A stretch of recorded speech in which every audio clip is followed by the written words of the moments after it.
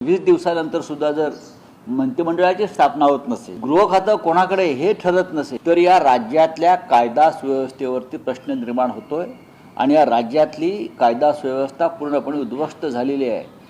बीड जिल्ह्यातल्या केजमधले एक सरपंच संतोष देशमुख त्यांचं अपहरण झालं आणि त्यांची हत्या झाली. हे आमदार योगेश टिळेकरांचे एक मामा आहे सतीश वाघ म्हणून, सकाळी मॉर्निंग वॉकला गेले, त्यांचं अपहरण केलं आणि त्यांचा मृतदेह सापडला.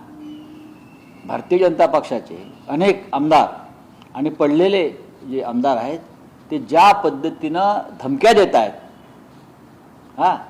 ही भाषा गुंडांना सुद्धा शर्मेनं मान खाली घालणारी ही भाषा आहे.